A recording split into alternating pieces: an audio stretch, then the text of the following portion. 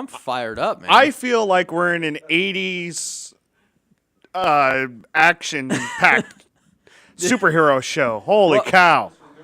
Yeah, Wow. welcome to Saturday Morning He-Man. I mean, BVarsity Live. I'm Zach Ewing. That's Trevor Horn over there, and we're joined by Nick Ellis today, friend of BVarsity. You're basically like a guest host at this point. Pretty close. Yeah, right behind Justin Roberts. I think that's right. Yeah, he's probably third on the list, and then you're fourth. That's probably a true. long fourth away. Yeah. But No, I put AJ over both of them. AJ's only been here like 2 times. I know. I'm just kidding. He wants to be. I want to He give wants Nick to be, some but crap. he's too tied up in coaching. Something tomorrow. Coaching? Something. Are they still playing? Yeah. Well. Boys basketball playoffs. AJ Sharon and his Liberty boys are still in the section playoffs. They play at number 1 seed Clovis West tomorrow night in the quarterfinals. Also still alive, Centennial. They are hosting Clovis North tomorrow night. And Bakersfield High on the road at Edison. So 3 local teams still alive in the D1 playoffs. Lots and lots. What did you say, 15 boys teams left? 15 boys team. And wow, that's great. And 13 games, and then something like 13 girls and 11 games. I mean, it's just ridiculous. Plus, we've got 6 teams playing in the section soccer finals in the next 2 days, starting with East tonight. East girls. Yep. Looking to finish off an unbeaten season, or at least they would then await a Southern Cal regional bid. But so the soccer championship starts tonight. Girls basketball quarterfinals are tonight. Boys basketball are tomorrow night. We'll go through those brackets in a minute. First, wait, do we have anything going on Saturday? Wrestling. Yeah. Wrestling. We'll talk about wrestling, too. We got Central Section Championships for boys and state championships for girls wrestling, which we will talk about. We might have a surprise guest in the 4th segment. We're still waiting on word. Later, we are going to welcome in Liberty boys soccer coach Jay Gore, and he's bringing along a couple of players, right, Trevor? Yep, McKay Moss. And That'll be a good one. Yeah. McEnroe. Ronan McEnroe. John McEnroe? No, his cousin. Ronan McEnroe. Okay. You cannot be serious.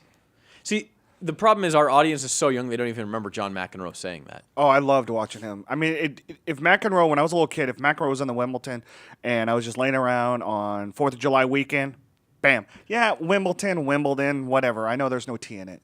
The funny thing about that is that John McEnroe said you cannot be serious like before I was born. But I at least saw the highlights. Kids these days don't even see the highlights. No. That was like 1983 or something. Yeah. No. Anyway, Nick is a man who could tell us about the 80s, but he could also tell us about some of the 70s, actually. Well, and those that McEnroe was always saying, you got to be kidding me, too. Referees. That's right. That's true. That's right. John McEnroe is not a friend of tennis officials. No, he's not a friend of anybody that has the title of referee near his name. That's right. I kind of like John McEnroe, actually. He's fiery. He's a good analyst. Anyway, Nick is here to talk about officiating, though, and specifically the lack of officials for baseball and softball in Kern County, and it's a real problem. I mean, it has gone beyond a problem. It's into kind of crisis mode. It really is. It's a situation where we have now 49 officials that are available to umpire baseball. I forget the exact number for softball. I'm going to say 45 to 50 for them as well. And that's a pretty good decrease over the last 10 years. It's been real hard to maintain officials. Umpires don't want to come out. There's a lot of commitment as far as time goes. The biggest problem for baseball and softball is a lot of the games, especially before the time change, are played at 3:30. So the first problem you have is you got to have somebody to commit, and it is a commitment of a couple times a week plus class. Then the other problem is they have to be able to get off work and be at a game by 3:30. And if you had a game, say, in Taft or Shafter or Delane, not that Delane, means getting off at 2 o'clock. Yeah. Yeah. I mean, Maricopa, we do Maricopa as well. I mean, you're taking half a day off work. Well, you have 2 teams in Delano that you do cover, in Kennedy and Chavez, correct? You know, I don't think so. No, you guys don't? No, our line is drawn at McFarland. The Okay. CIF kind of divides that up, and so we go. Do you get mileage paid on those things? No. You don't? No. So it's not an all-expenses-paid trip to Maricopa, because that would really sweeten the deal for me. Well, yeah, what they try to do in a lot of sports is they try to give you 2 games if they can. Now, in baseball, they won't, but let's say you go over to work basketball, you work the girls and the boys varsity, and you come home with a nice little paycheck. But that is not every day and not every sport. Right. A lot of times Maricopa is a stepping stone, just like McFarland can be and some of the smaller schools. to get up to the varsity level. So everybody has to kind of go through that tunnel for a while in order to get to the varsity level, because it is varsity sports. But no, mileage went away probably 15, 20 years ago. The CIF, the schools were complaining because they could never budget.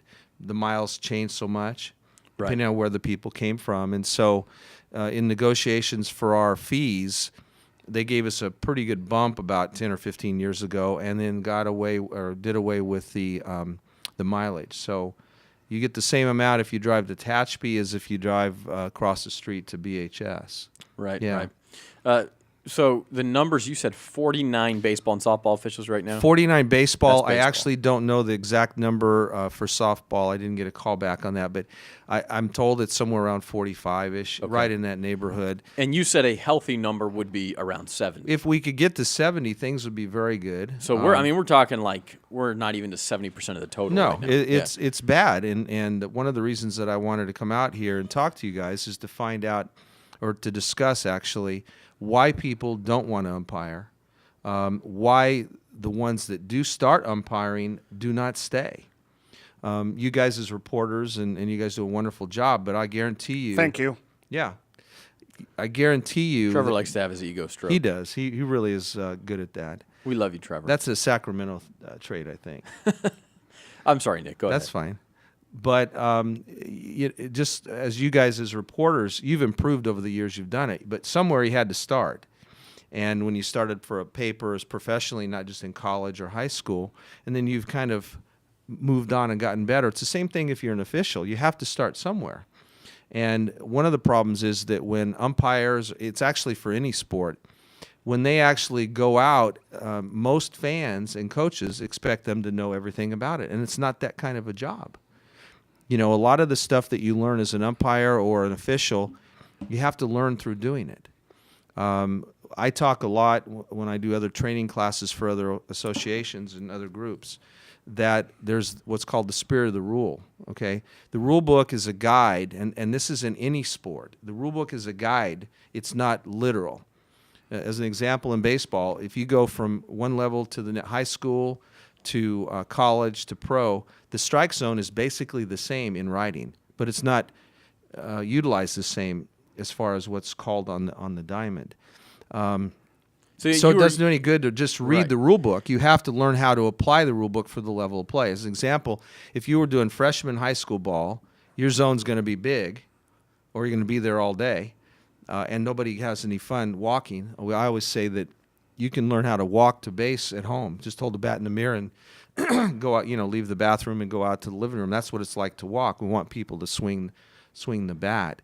Then you go to JV level, this zone gets a little bit tighter. Varsity level, at the upper varsity level, the zone is a little bit tighter and a little more consistent. And even through the varsity ranks, if you're doing McFarland or Maricopa, who may or may not have a pitcher that's any good, your strike zone will dictate that. And so what happens? So what you're getting at, I think, Nick, is that some of these young officials make mistakes. Yes. They get crushed for it, and they don't want to come back. Exactly.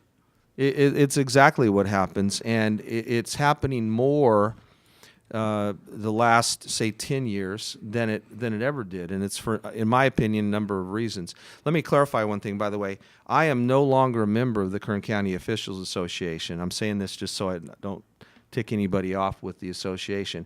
I was a member for 28 years, and I refereed 4 different sports, and I also refereed in college ball in all those 4 sports.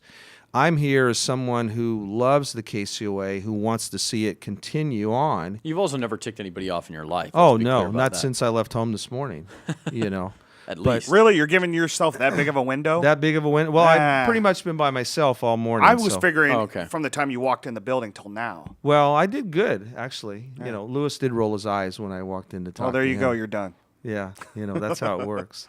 Since the show started, I haven't been mad at you, if that helps. Good. Yeah. I feel better. So anyway, point is, I think that this is something you talk about a lot. But when you're that parent in the stands, I understand that the call goes against your kid, and it makes you angry. It makes us all angry when calls go against our teams, especially when there are bad calls. Okay, it's a bad call. You knew it was a bad call. It goes against your team. bite your lip a little bit. Is that what we're saying here? Yeah. Excuse me. Let me give you an example. I use this one a lot. Lloyd Dickey, who went by the LD for years, he was a long-time and very well-liked coach at South High School. And about 15 years ago, we had that Coca-Cola. I think it's called the Ontario Classic now, but it was Coca-Cola. So I was out there to evaluate. It happened to be drizzling just a little bit. Excuse me for clearing my throat. And so I was sitting in a dugout with my notepad, and LD was sitting in there as well. He had a shortstop that he had brought up from JV to kind of, in the tournament, see how he was progressing, see if he could make varsity. We had an umpire in the same situation. We're testing him out preseason to see where he's at. So the second baseman was going to try to turn a double play. He fumbled the ball. He tried to look too many directions, didn't make the play, and LD, barked at him a little bit. And then at the end of the inning, as the kid came out, he patted him on the back and said, "Okay, now remember, stay down." And he was encouraging to him. But not half an inning later, he was all over the umpire who kicked the call. He didn't treat him like he treated his own player. And I don't think it's that people make comments. I think it's the fact that they're so derogatory and they're so personal. People don't want to put up with that stuff. And I've told people for years, I refereed so long, and I'm not trying to be arrogant about this, but I can handle anybody. Okay, I know what to say, what to do, how to handle things. Wait till somebody's been around long enough before you really chew them out. Because what if you didn't have umpires? What if there were not enough umpires to cover tomorrow night's game? What would you do? Okay, are the schools going to ship them in? If they have to ship them in, that's when they have to pay travel pay. So we're talking about an increase in fees. Okay, there's just a lot of factors that play into this. So we need new guys and gals that umpire or referee any sport. It takes 3 or 4 years to get to a point where you become actually productive. Yeah. It just does. When you get a young umpire, because I think it can work both ways, and we said if you're the parent in the stands, realize that an umpire is going to make a mistake every now and then, just like the players do, just like everybody does. Sure. And don't take it out so hard on them. The other side of it is, do you tell a young umpire, listen, you're going to get berated, you're going to make mistakes, and somebody's going to get on you for it. You have to forget about it. You have to have thick skin. Right. We do, but until you've lived through that, you don't know how you're going to react.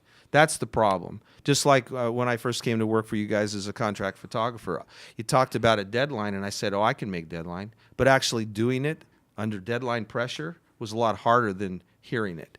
And so it's a situation where until you've lived it, it's hard. I totally get that. Yeah. I guess what I'm saying is you are losing umpires who don't realize how bad it gets. That's the biggest problem. Yeah. In a group of anything you talk about, sports writers, photographers, umpires, football referees, if you had 50 of them, you have a whole lot of average people in that group. You might have 30, 35 of just average officials. You might have 4 or 5 that are extremely good, and you might have 4 or 5 that are extremely bad. But most of the group is average. The hope is over time they move past the average and they move up to the higher level. Yeah. But the thing is they have to have time, and we lose a lot of umpires and officials because people are chewing them out. One of my best friends, matter of fact, he is my best friend, Mark Roberts. He is the instructional chair now for football, and he's doing a great job at his job as the instructional chair and really working hard to improve the football unit. But he's a baseball umpire as well, and he also helps out with a class. He was telling me at a scrimmage about 2 weekends ago, there were brand new umpires. They are 2 classes from you. They've never been on a field. They went to 2-hour classes. They're out on the field at Liberty or Frontier, I forget where, calling balls and strikes for the first time in their life. And they have teams out there. It's a practice, right? It's a scrimmage. Parents are all over them. He shared with me that they're just ripping them. It's like, can you give somebody a break? Yeah. The attitude is just different. And frankly, the players, even if it's a freshman game, most of them have been playing longer than a couple of years, so they're more experienced at what they're doing than the umpires are. Exactly. And yet a parent will go into a game, or a fan will go into a game and say, gee, I hope we play well today. I hope little Johnny plays well today. But the umpires, it's not, I hope they do a good job today. It's, they had better do a good job today. They're expected it's that difference in attitude. And I think to a certain extent, that's fair. You want the game called fair. I understand that. But it's also like, I mean, listen, these are human beings, and I think that's what you're getting at. Yeah, and when you say you want it called fair, again, you have to understand what are we dealing with. Another thing I always talk about is the level of officiating should correspond, or would be ideal if it corresponded with level of play. Okay, so you have little Johnny up to bat. He goes 1 for 7. He has 3 grounders go through his legs. He overthrows first base twice, and the umpire kicks 7 calls. That's even. Okay, we don't say anything in general about the kid who struck out all those times. And if we do talk about the fact that he missed the ball or overthrew a base, it's constructive. It's not ripping him to shreds. In general, Sure. There's coaches that obviously do both ways, but it's not going to improve the situation. The main reason I'm here again is the fact that we need people to commit as officials, and we need to make sure that when they commit, that people are gentle with them for a while. Yeah. You know, and I don't know if you're going to ask this because, unfortunately, I didn't get all my notes together for you guys. But, you know, we've talked a little bit about why, and I'd also like to talk about how do we fix it. Okay, well, let's take a quick break, Nick, and we'll get to that. We want to tell you how you become an official, and Nick wants to talk a little bit about if you're not an official, maybe how you can help fix the problem. There you go. So we'll take a break. We'll be right back on BVarsity Live after this.